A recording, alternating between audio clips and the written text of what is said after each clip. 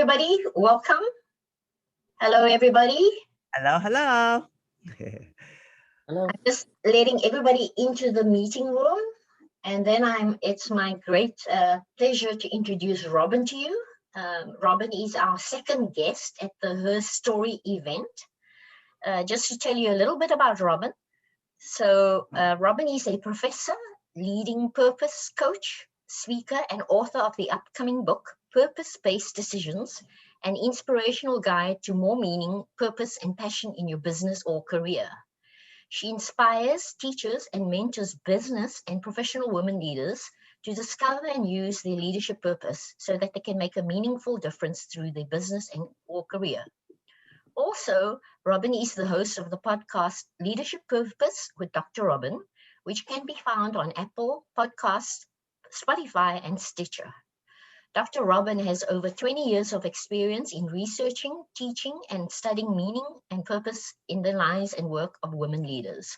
She combines her experience in business, social work, and higher education to bring a unique perspective to her commitment to empowering high-achieving women leaders through the purpose-based decision-making system she created. She offers one-on-one coaching, online programs, and hosts workshops that facilitate professional and personal transformation in the lives and work of high-achieving women who want to make a difference in others' lives. Over to you, Robin. I'm looking forward to hearing what you have to say. Thank you, Karen. Thank you. So good to see everybody. Hi. And hey, Rachel. Who else do I know here? Whoever I know. Hey, hi. So good to see you all. I'm just so curious, like, where's everybody from? Just kind of, if you're okay with unmuting your mic, I just want to hear where you're from before I say more about me. Just tell me where you're calling in from. Austin, Texas. Oh, Texas. Somebody else. Southern California. What part of Southern California? Orange County. Orange County. I'm in Los Angeles. Oh, we should meet for a drink. Yes, let's do that. I'll join. I'm from Long Beach, California.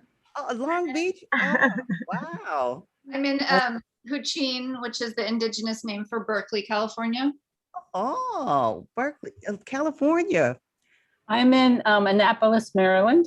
Maryland. I thought I was going to hear Toronto. No, Toronto. Oh, okay. Toronto. Yes. I'm so glad you're all here, no matter where you are. Karen, she and I go back until last year in the middle of the pandemic, almost, or the early part of the pandemic. And so to have her invite you all and to be here, it's a joy and an honor for me. So let me tell you a little bit about me, and then we'll say a little more about what we're going to do for today. And so as you just heard, I'm in Los Angeles, California, where I live now and teach, but I'm from the state of Connecticut. And every time I go somewhere and speak, I always start off that I'm from the state of Connecticut. And I say, I'm from the great state of Connecticut. And so people say, well, what's great about it? And I say, I'm from there. But really, the truth is because all my extended family and my loved ones are still in Connecticut. And so I always do that as a way to honor them and the loved ones where I am. And I'm here today because Karen's interested in this work that I do on leadership purpose, helping people finding meaning and purpose and passion. If you catch me on the plane, that's what I'll be talking about. No matter where you find me, I'm talking about meaning and purpose and shouting it from the mountaintops. But before I say more about me, I want to hear, what made you come to this? Is it because Karen said come, or just tell me, what's on your mind? What were you thinking about when you came here? So I'm glad I said yes, because Karen said yes, come. Just, you can unmute yourself or put in the chat, what made you come tonight? Just hanging out with friends, just to be together, just here, just curious. Before everybody jumps in, I just want to mention that on the view, you can select speaker mode if you want to see a big version of Robin, or if you prefer, you can just leave it in gallery mode. Oh, okay. Thank you, Lori. I see you, Lori. Okay, Connie, curious. A couple curious. Somebody, let's hear from a few more people. You can put it in the chat like others, or just unmute your mic and just tell us. Curious about the topic. Lori says looking for purpose. Deb says We can always be better leaders, looking for inspiration. This is great. Well, for me personally, Robin, you've helped me tremendously, just understanding where I'm at in my life and where I want to go. So thank you, Robin. I can speak personally to how Robin's helped me. It's good to hear that. And you're welcome. Okay, in chat, somebody says personal development, just retired, want to find purpose to help out, learn to be with community, learn and be with community tonight. This is wonderful. It's a wonderful community. I can tell already. I'm feeling the wonder of the community right now. And somebody says, Glenna, need all the support I can get. Well, hopefully you'll have some of that support here. Okay, so I'll try to address some of what you talked about, in especially those who talked about purpose, and those who are curious, I'll say more about me.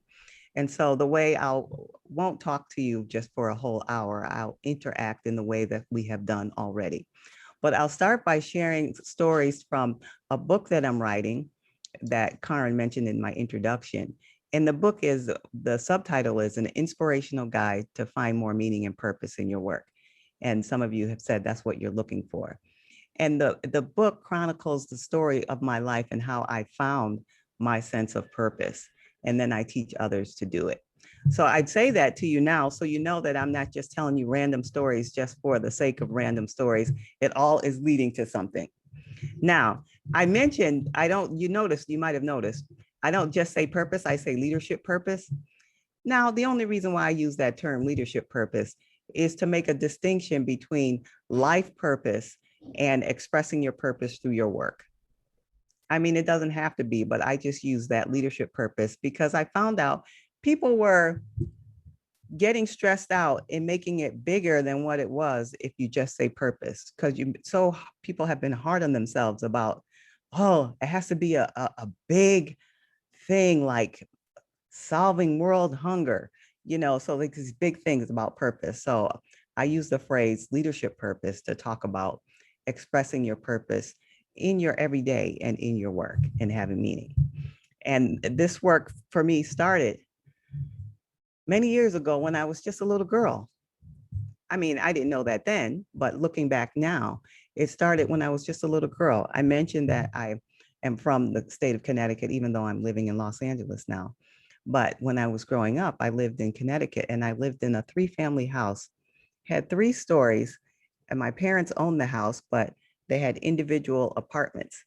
And so our family lived in one unit, and then we had family in the other 2 units in this big house.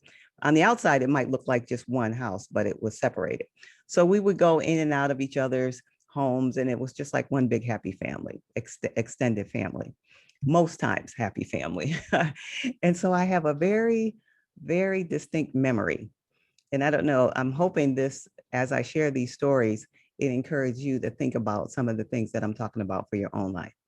Okay, so now I'm just about 6 or 7 years old.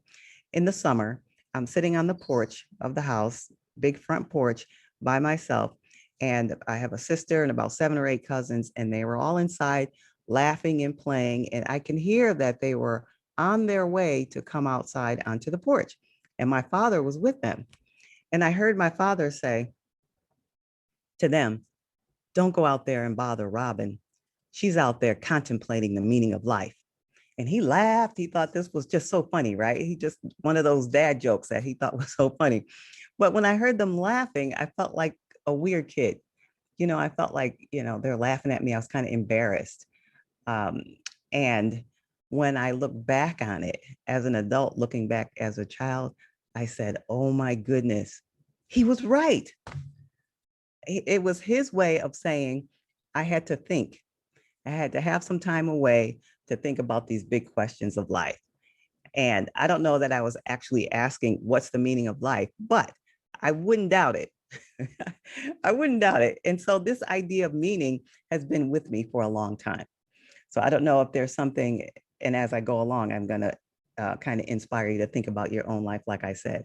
I don't know if there's something that was in your early life, something that you wanted to do, felt like you just did kind of naturally and other people didn't do it, but that's something to pay attention to. All right, so meaning, it started very early, 6, 7 years old. Fast forward. Now I'm grown up, And I'm in a well, let me fast forward to, I'm about 22 years old now. 22 years old, and I was at the mall shopping with a friend. And when we came home from the mall, we got about a block away from the house, that same house, about a block away. And one of the little boys from the neighborhood said, "Robin, your house is on fire." And I was like, "What's going on?" He said, "Your house is on fire." And so as we drove a little further down the street, we saw that the fire department had blocked off the street. And so we got out of the car and rushed down the street. Everybody, the neighbors, my family, everybody was standing on the corner, and the house was just engulfed in flames, completely up in flames.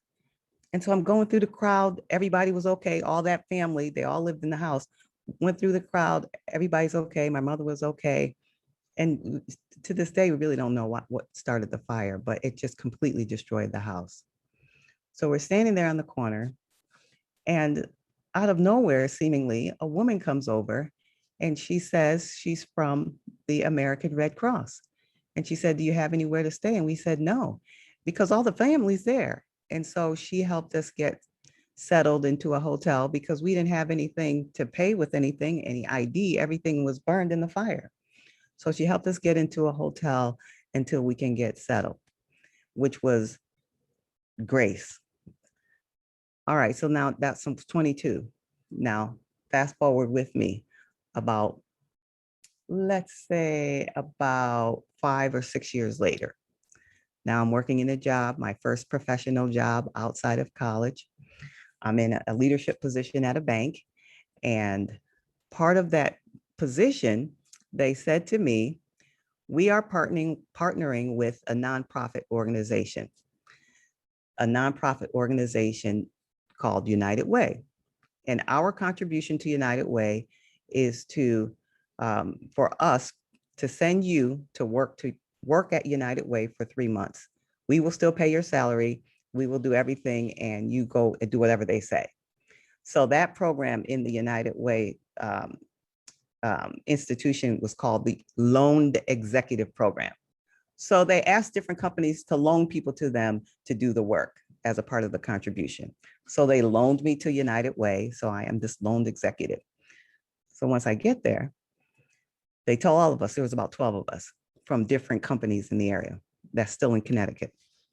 They said, "We want you to go out and talk about United Way and ask," basically we're fundraising.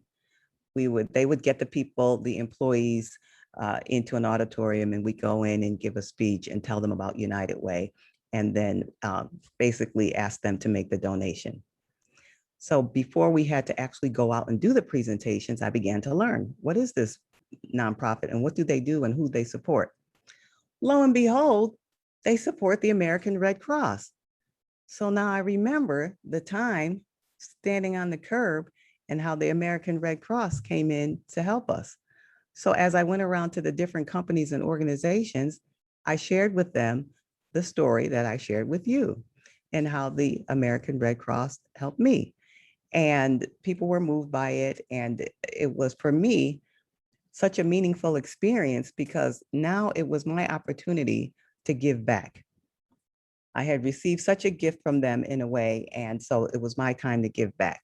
And so I'm doing this work for 3 months, and I didn't even know if I could speak. They just, because I was young, right? I'm just barely out of college, and they say, "Go speak to these groups of people." And oh my goodness, I fell in love with public speaking. I mean, who does that? But I did. I fell in love with public speaking. I love this. I said, all I have to do is go around and tell my story and tell them about United Way. Loved it. Well, guess what? The 3 months were over. Oh, got to go back to my job now. Oh, I was like, oh my goodness, I found my purpose. Now I lost my purpose because everything about that was fulfilling. It was, my passions were engaged, my values were engaged. I was serving people. All right, so I went back to my job, the job that everybody said, "You have arrived since you have this job. You're so young, you're a leader, you're at this big bank." This is what they thought. You're working at this big bank downtown. You have success. But for me, it just, I mean, After having that experience of actually doing the work I enjoyed, it was almost painful to go to work. I felt empty. I felt tired all the time. I just didn't enjoy it. Nothing about it suited my personality. Now, there's nothing wrong with working in a bank. You can make a difference in a bank. That's not my point. The point I'm trying to make here, it was so against who I was as a person. So my purpose came out of that experience, literally rose up from the ashes, and then I lost it. So eventually I ended up leaving that position and spent the next 20 years or so trying to find the fulfillment I had in that first position. And I did. And now I have that fulfillment and sense of purpose every day. And so this is what brings me to this work. Now I want to pause for a moment here and see if anybody has any questions or comments before I continue. Is it making you think of anything? Is anything popping in your mind, your early life experience, anything? You could either put it in the chat or unmute yourself. And if not, it's okay, but I just want to pause for a moment. Okay, I don't see any questions. I don't hear any questions. Let me go for a little further. Oh, thank you, Lori. All right, so now I said to you, it took me 20 years to find it, right? And so now this is what I teach. I teach about leadership purpose, and this is part of what we're going to do here today. And so you might say, why is purpose important? But some of you probably won't ask that question because I see in the chat you're looking for it, so it's important to you. But I'll tell you why I think it's important and what I've heard from others. When you have meaning and purpose in your life, there's lots of reasons, but let me tell you one, especially there's a book I read recently, and I have it here. It's called Burnout. Burnout, The Secret to Unlocking the Stress Cycle. Oh, you can't see it because I have it blurred here. And the author is Emily Nagoski. And what they say in there about burnout, the book has a lot about how to move through the stress cycle and how to alleviate burnout. But I want to highlight one piece. They say in there, when you have meaning and purpose in your life, that's one of the ways to avoid and to alleviate burnout and stress in your life. And what I found for myself too, it also, I'm giving you the point of why purpose is important and why I'm calling leadership purpose and why it's important. It helps you with burnout. Also, if you are feeling like I did in that leadership position and saying, there must be more to this, or this is just so against who I am. It doesn't suit who I am, empty, unfulfilled. Purpose will fill that. Now, here's the one that people often overlook. When you don't have purpose in your life, you find yourself having fatigue and not understanding, why am I tired all the time? And it's not necessarily because you're doing too much. You're not doing enough of the right activities. So leadership purpose is important because it helps you with all those things. Now, I teach 4 keys to discover your leadership purpose, but we'll talk about the number 1 today. The number 1 key to discover your leadership purpose. And that is to unlock your zone of genius. Unlock your zone of genius. Now, zone of genius, I take that, excuse me, I take that phrase from a book. You might have heard of this book. Has anybody heard of this? The Big Leap by Gay Hendricks. It's been out for a long time now, many years. It's called The Big Leap by Gay Hendricks. And he uses this term, zone of genius. I would call it, my way of talking about zone of genius would say your natural abilities. Some people might say gifts, strength, skills, your zone of genius. Like I'm always telling Karen, I don't say it's your zone of genius, but I say one of your gifts is the gift to connect people, right? And she goes, yeah, whatever. Okay, so zone of genius. So let me tell you about Gay Hendricks and what he says about these zones. And we'll get to the zone of genius, and then I'll say more about how you can begin to unlock yours. All right, and so Gay Hendricks was a Stanford psychologist for years, and then he went on to work with leaders and business folks. But he did a lot of one-on-one counseling for many years before he wrote this book, and a lot of his research ended up in this book. I'm just noticing. I was just noticing a message in the chat. Okay, all right. So Gay Hendricks has done this work with lots of people. So he says there are activities that most of us spend time doing. Our activities fall into 4 zones. Now, we heard about the zone of genius. I'll get to that one last. So there's activities that you do. Primarily, he was thinking about at work, but you can think about it outside of work too. Activities, 4 zones. Your zone of incompetence. There are activities that fall in the zone of incompetence. In other words, those are activities that you're really not that good at.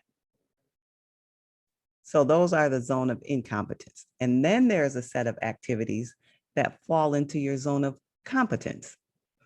You're okay. You can do them all right. It's all right. You don't love them, hate them, but you can do these activities okay. The third zone is the zone of excellence. Now, these are the activities that you're really good at. And there are other people around you who are good at them too. But you're really good at these activities. These fall in the category of your zone of excellence. And the fourth one, the one that I'm trying to get at here today, is the zone of genius. Your zone of genius, the activities that fall in the zone of genius, these are the things that you do that come so naturally to you and so easily to you, and you enjoy them. That, for example, the time might just fly by when you're doing it. You're not even, almost not even conscious when you're doing it. You heard this term, you're in the zone. And other people around you aren't that good at it in the ways that you are. They almost come naturally to you. So the zone of incompetence, competence, excellence, in the zone of genius. Now today I'm here to say to you, your zone of genius is the first key. Unlocking your zone of genius is the first key to move into meaning and purpose. Let me pause and see if you have any questions, comments. So Right. Robin, when you say unlocking your zone of genius, that's doing what you really love and it comes naturally. What if you're struggling to identify that?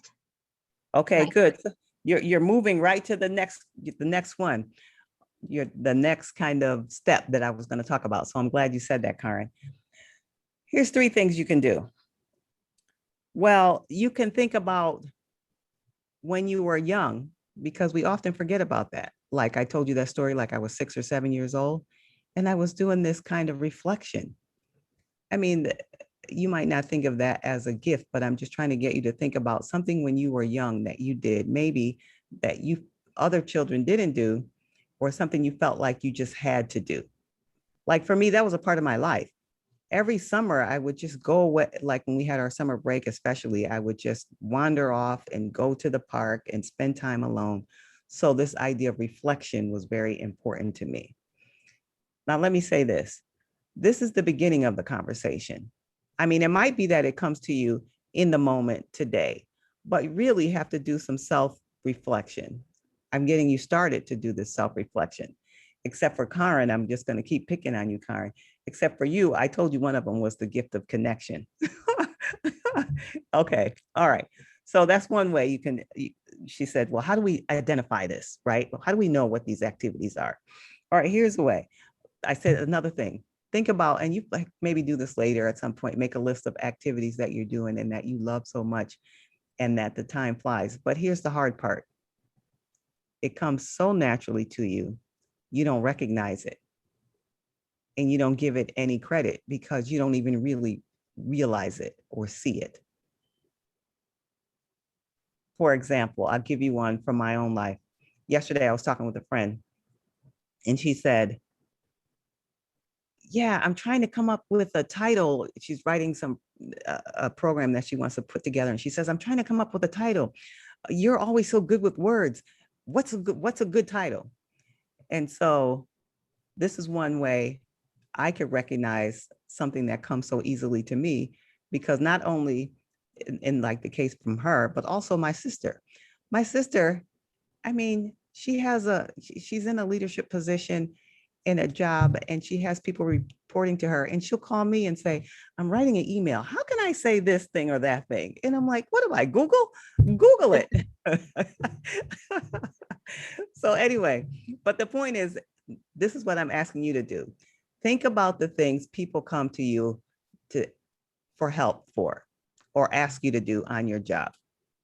This is one way to get at what is that thing. Think about it.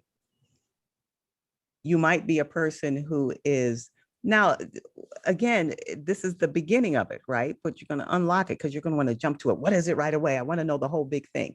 But it's like putting these pieces together. So think about the things people ask you to do. Now, does anything come to anybody's mind about something that people ask you to do all the time, or expect you to do on the job without even asking? You're the one that's always going to do whatever the thing is. If anybody has that in your mind, let me hear from you. I feel you thinking about it. I feel the wheels churning. Okay, this is good. All right. That's all right. That's all right. So here's your homework. You know, as Karen mentioned, I'm a college professor by day and I do this all the other times of the day, but here's your homework. Ask someone you know and trust. Just ask them, what do you think I'm good at?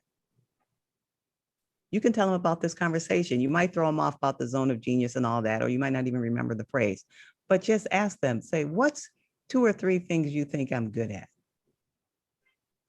And then check in with yourself to see how that resonates with you.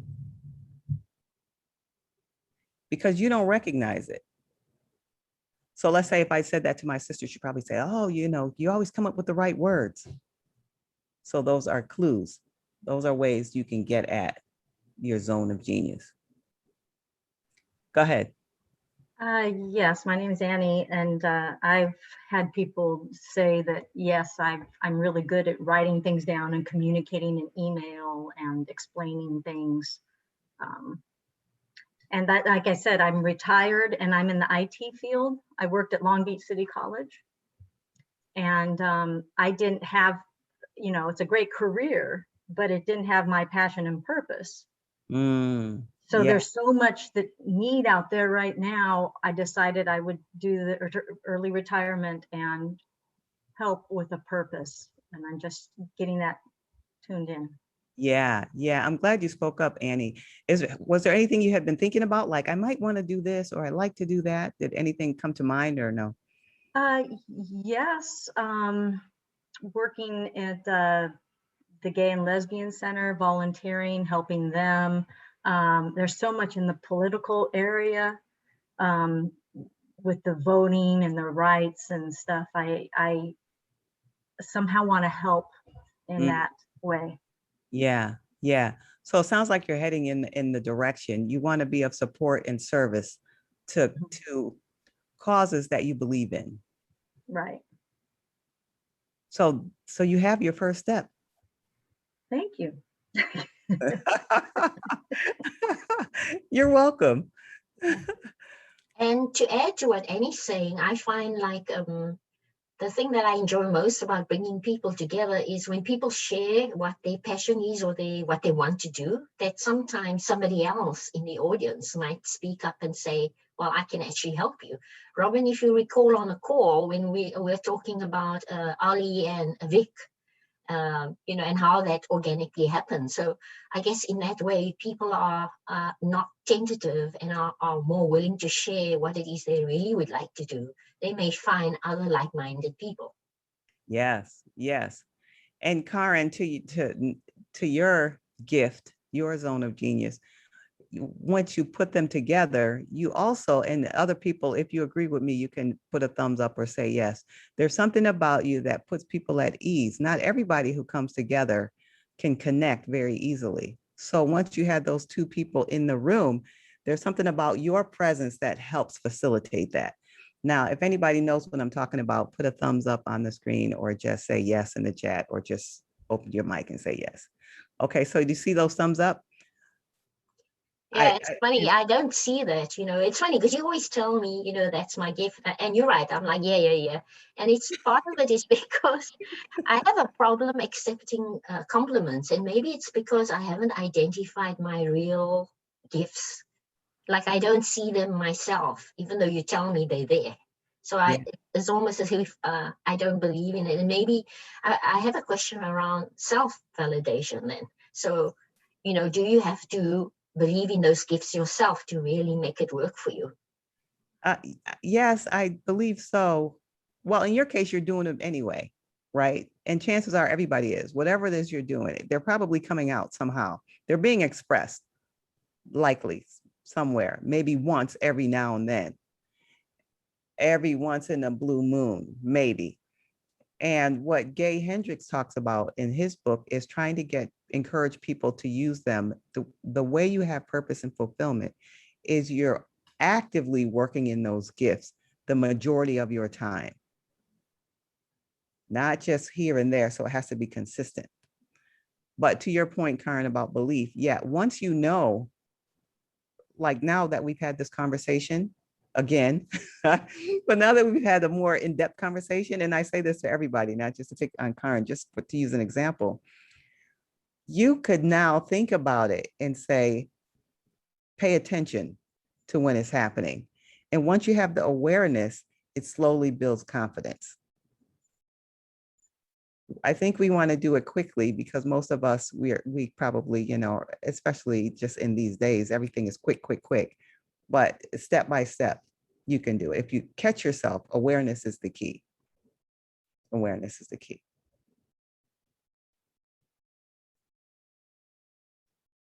I'm looking in the chat. Glenna, seeing potential problems. Everyone gets excited. I bring reality. Can you say more about that? You unmute your mic. Okay. I'm not trying to quench people's enthusiasm, but a lot of times there are things that just are insurmountable. And if we spend all our time talking about doing things that are just not realistic, I'm in Texas. The political climate is much different in my state than the rest of you. Things that you can do politically, we can't even come close to doing in Texas. That's just one of the changes.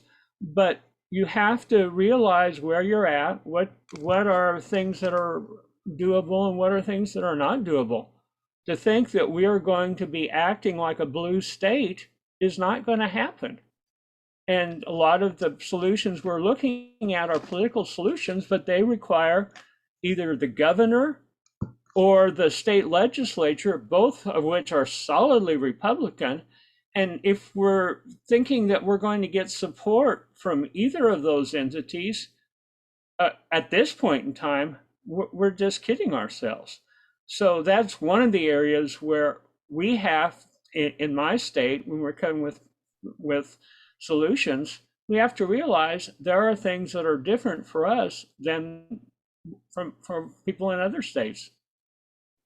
Yeah. So do I hear you saying you have the ability to see in ways that other people don't see? You could see.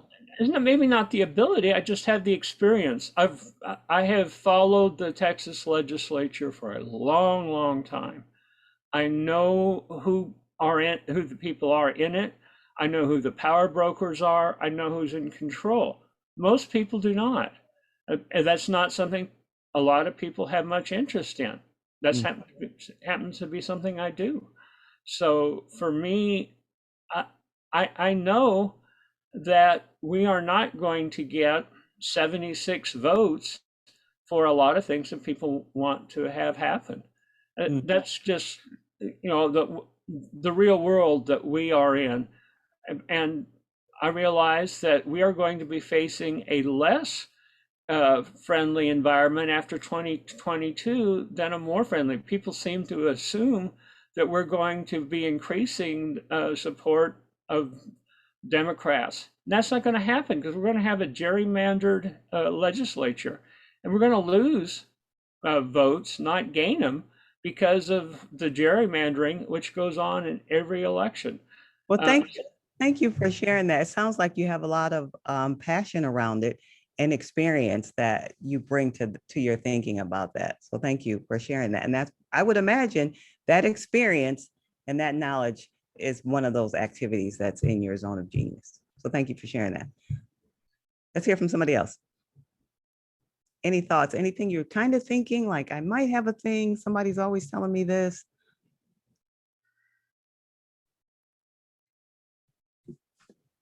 Can I say something? Yes.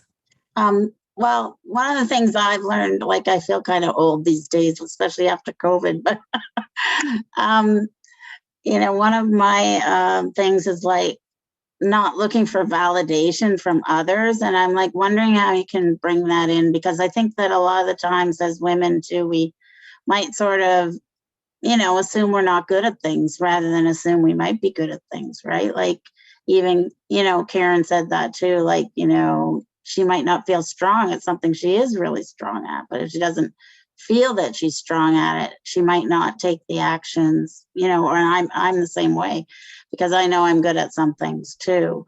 But when I look for validation from other people, it usually falls short, like, I mean, even if I ask someone their opinion, I don't usually agree with it.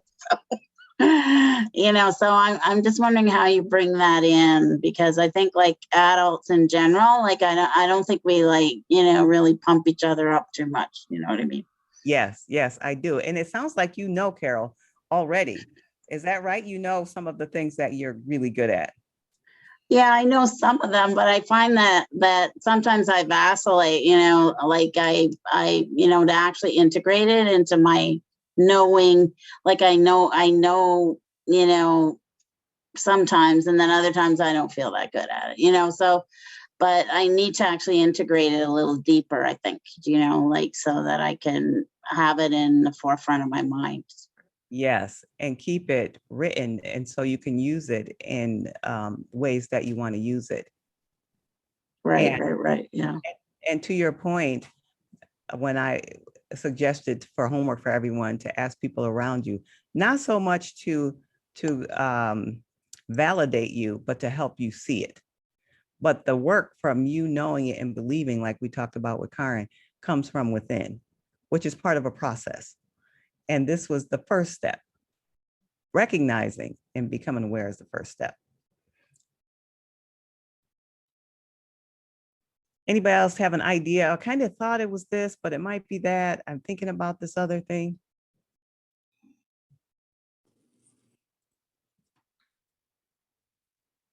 I'll go. This is Lori. I'm not sure, but I'm pretty good at like storytelling or making up jokes. I can get little activities going. I've been to several gatherings, and I can turn. One time, I had a whole campground in a football game. I didn't know the people, but or some crazy game like try to throw the stick into a hole or something. So I'm very fun and playful. So something like that. I even thought of inventing a game of some sort. Yeah. So yeah. It sounds like what you're saying too. It's also all those things help bring people together. In the midst of all those, it helps bring people together in a way that they enjoy. Is that correct? Yeah, and people are at the time are kind of looking for something to do. So I mean, they're kind of game for whatever. And then if it turns out to be fun, it just turns out to be fun, and I feel good about it. So Yeah, and that's something you can use in lots of different ways. So good for you for recognizing that and for sharing that with us. And I see, Rachel, you say storytelling, fiction writing. You too, the gift. That's a gift of yours. You have a whole your work around it. Yeah, good. Now let me say this. Once you keep thinking about this as you go on into the rest of your week and days ahead. But let's say some of you already know and you're like, oh, is this a direction I should go, or should I do this? You're wondering how much of this to use. As long as it also coincides with those things that are really important to you. Because let's say you have a gift let's say for me, let's say speaking is a gift for me, but I don't want to speak just about anything. It has to be in relation to something that's important to me. Your values. This is what I'm saying to you. So you're good at it, but it's also in line with your values, something that really matters to you. Like those organizations for a cause, something that really matters to you. But not just that, not just good at it, because there's some things I'm good at that I don't like, I really don't like to do. I really don't want to do. They're not important to me. And so it has to be connected to your values. The third thing it has to be connected to is what I just said. So you have to have some passion around it. So now we have your zone of genius or natural abilities, your values, and your passions. When you have them together, your zone of genius, also natural abilities, your values, and your passions. So if you're looking at a thing, should I do this? Is this the area I should go in? Are all those things involved? And then the fourth piece of it is like what Annie indicated. Is it in service to someone else? Or am I helping someone else or something else or a cause? Once you have all four of those pieces together, then you're in your purpose. Robin, So, can you elaborate and give us an example? Like, I find it difficult to follow how, as you describe those four things. okay, so we talked about, you understand the zone of genius. We talked about those things. The second thing I mentioned, values, things that really matter to you. Now, I'll use Annie. Annie, can I use you because we talked about it already? So for something that really is important to Annie is helping others. It's a value. It's something that's really important. Not just to do it. For me, one of my values is to make a difference. If I feel like I'm making a difference in some way. Something else might be important. It might be important for you just to be connecting with people. And I say all these things, they sound very simple, right? Simple and easy, but it takes time and thought and self-reflection. It's work to think about, like, what is important to me? Now, here's to add a little levity to this conversation. Years ago, okay, so I left that job at the bank. I told you, I was just like unfulfilled. And I was on my way to try to find what my thing was. And after that position, I had a position which I enjoyed enough. I mean, I really enjoyed it.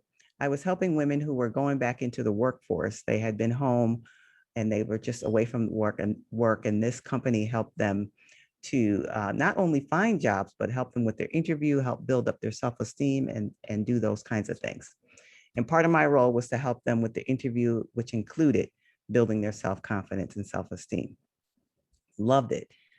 But because I was teaching them interview skills, I had to dress as if I were always on an interview. So us had to wear these suits and pantyhose and heels, which very not my thing, right? Okay. So, but also that company, for the last year I was there, they were struggling financially. So there was always this threat that they might go out of business. Now, one of my values is financial security. As much as I loved it, I could do it very easily. This idea of not knowing if I were going to have a job at any time was a value that was not being met there. So I ended up leaving that position. And I'll give one more example about value. So as I was thinking about leaving the position, I told one of my friends, yeah, I have to leave because I don't know what's going to happen with them. And I just can't live like this, even though I really enjoy it. And so then I thought, because I hadn't worked out this whole thing that I said to you, like I told you, it took like years, right? So this was still in the early part. So I said, well, here's some things I know. I know I like to make a difference. And since I've been wearing those suits and those pantyhose, I have to have a job that I can wear jeans. So I had my criteria, make a difference and wear jeans. And so she said, oh, because she was like a manager in a rental office for an apartment building. She said, oh, a woman came into my office and she was a social worker and she was wearing jeans. I was like, oh, she was wearing jeans? And believe it or not, I applied to be for a job to be a social worker for the state of Connecticut because I knew they could wear jeans and I thought they were making a difference. And I ended up getting the job. But it was based on, we could say in that case, comfort was a value for me. And it still is today. It's important. Like wherever I am, what am I doing? There's a level of comfort that has to be involved. So Karen, did that answer your question about an example of a value? Okay.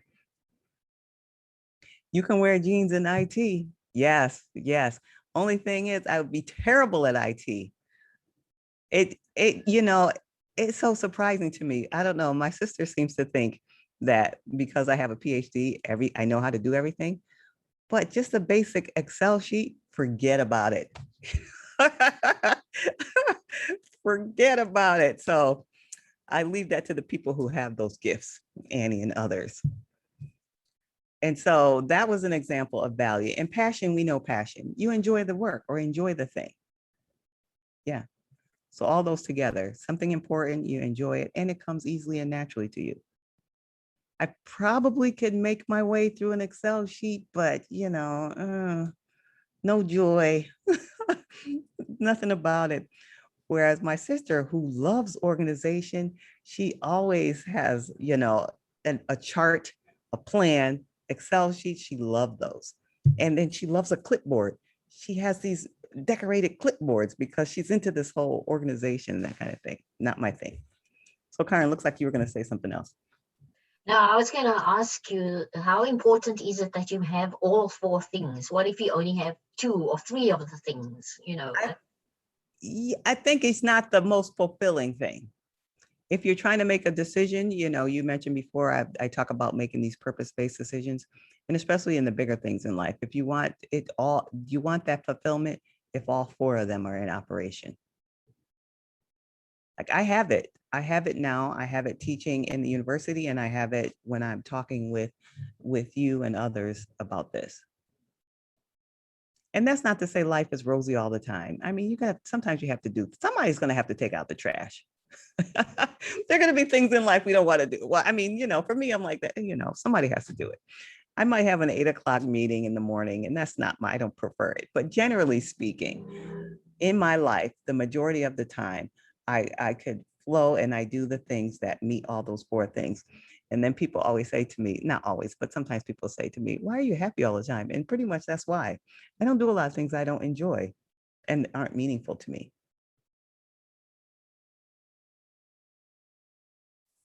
Robin, you kind of mentioned I think you said in service to someone else or to something else. Can you say a little bit more about that part? Yeah, so something else, a cause, like, for example, what Annie said she liked to work with. What were the groups, Annie? Oh, sorry, your mic is on mute. Long Beach Gay and Lesbian Center, and also maybe some political organizations or some candidates I believe in, that kind of thing. Okay, so that's a good example. So candidates she believes in, so that's an important cause, something that's you feel is service to someone else. And it could be what we consider big ways or small ways.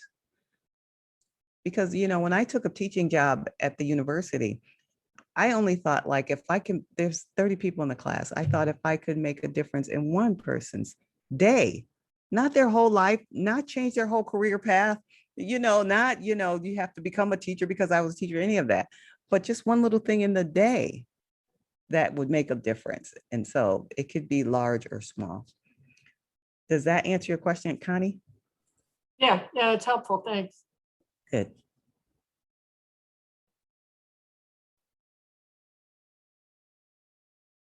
Other questions, comments? This might be a little off topic, but I'm curious, like, what do you do when like your passion is so strong that like you're overwhelmed by it? Like I write and I teach, and both of those are strong passions. And sometimes it just like, there's so many stories that feel so urgent to write, or like you taught during COVID too, like my sense of purpose in helping students was so strong, but I had like limited time. Like, what do you do like in a situation like that? Yeah, that's a good question. That's a very good question. I'll say it in a shortcut way, and then I'll say it longer. Share the love. Okay, so now what I mean by that is find another passion and give some attention to it, so you're not overwhelmed by just that one, because it could lead to, you know, exhaustion and burnout because you're just so focused on it, right? And for me too, like this work and teaching takes a lot of energy out of me. So I have to also tap in. There are other things that I love to do that to create some balance. So I try to keep the balance. Does that answer your question, Rachel? Yes, that's helpful. Thank you. Okay, Shauna, how about in retirement when you just want to relax after working so hard? Then you relax. It's okay. That's the thing that's a value to you. It's important to you to take care of yourself and to relax. Completely okay. You want to say any more about that, or did I address what you were getting at, Shauna? No, it's just very interesting to me because I found my zone of genius. It started in childhood, and I picked it up late in life, and I started to. I'm a scribe, a Hebrew scribe, and there are very few women around the world who do that. There are only about 50 of us in the world, and I loved it. And then I realized this is too hard. It's exhausting, you know. Yes, yes. The world, but I just want to take it easy. So I just, you know, I had a bunch of commissions. I had to just say, I'm going to give this to somebody else, you know. And I love that I'm just taking it easy. I'm so happy to hear that. It's a gift for all of us because sometimes we feel like we can't take it easy, and you perfectly can take it easy because there's something in your body and your mind that's calling you to do that. And you did it. Good for you. This is my work now. Yes. You're an inspiration to us all. And so you're just sharing your love. That's what you're doing while you're taking it easy. And that's what's important to you, and that's what you enjoy. Yeah, and you know, doing my own inner growth, you know, doing some of the things that get lost when you're busy, really focusing on that stuff and making life meaningful. Yes, you make a very good point. It doesn't always have to be full of busyness and constant doing, right? It could be the inner work, like what you're doing, and giving and receiving love. Yeah. Yes. Yeah, and to add to what Rachel was saying, I think, I don't know if I shared this with you, Robin, but for most of my life, I always felt like I didn't have my own life purpose, that I would glam onto somebody else, like I would be inspired by somebody else and what they're trying to do and get involved in their journey and in their path. And somehow I would be involved in their project. Mm-hmm. And it's only recently that I think I'm starting to come into my own to find out the things that I enjoy. But maybe that's not a bad thing, is if you get energy from somebody else's purpose or you know, you feel energized and you feel alive through them. I don't know even if how to label it, but I found that a lot in my life, especially when I was younger. And it makes sense to me, especially because you have that gift to connect. And so as long as it's not overwhelming you, you know, if you're keeping it in balance, I think it's perfectly fine. Like when I was talking with my sister, she said she had worked with Bank of America for about 30 years, and then they did some restructuring, and she went on to another job. But she said, you know, I was really surprised when I left there because I thought I was making a difference. So for her, helping that big company was making a difference. So for her, it was for someone else or through them, which is a kind of a different variation of what you're talking about, Karen. Yeah, through someone else or through something else. And Glenn was asking about avoiding isolation and connecting. Will you have somebody in this group, Karen, who can help you connect with others, like in opportunities like these?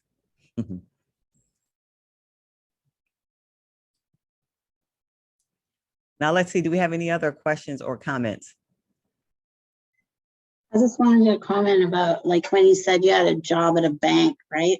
Like I actually, was in IT in the financial industry. And what I did, like this just an idea that I had was like to try to volunteer with them because they had all these volunteer like projects for their employees. And, it really helped me because I was working at a bank, so so like they would go to soup kitchens and they would, and it was all funded by the corporation. So, I actually found that really rewarding. So like to find something good that sort of nurtures that side of myself helps me.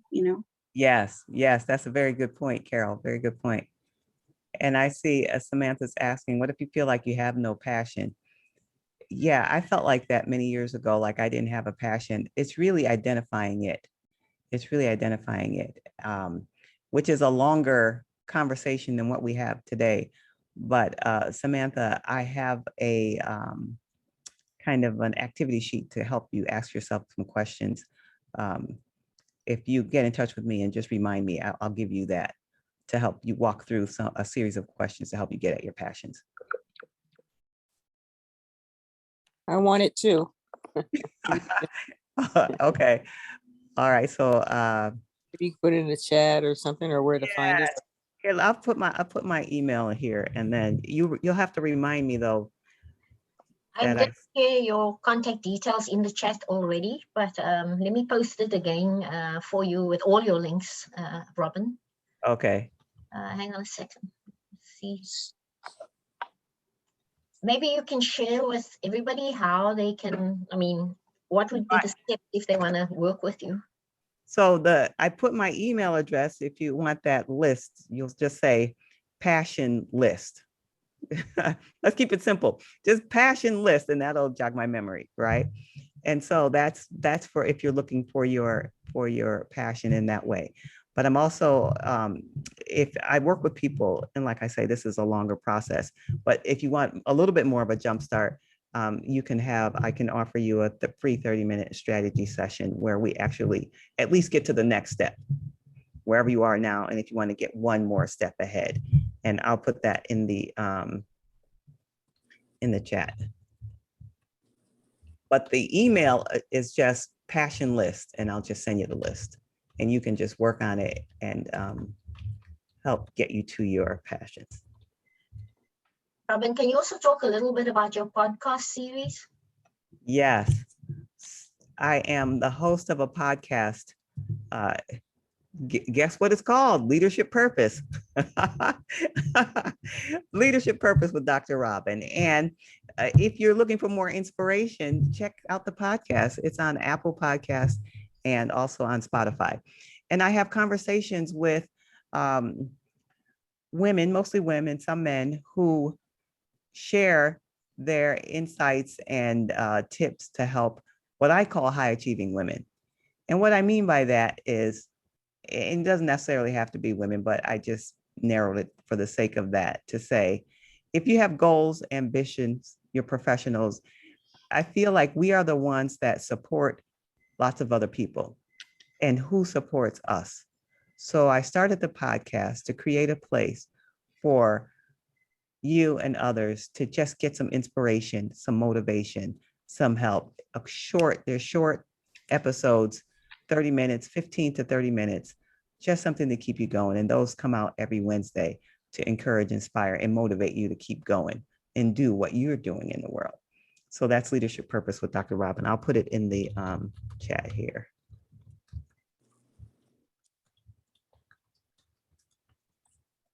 Is there a certain time, or it's just recorded?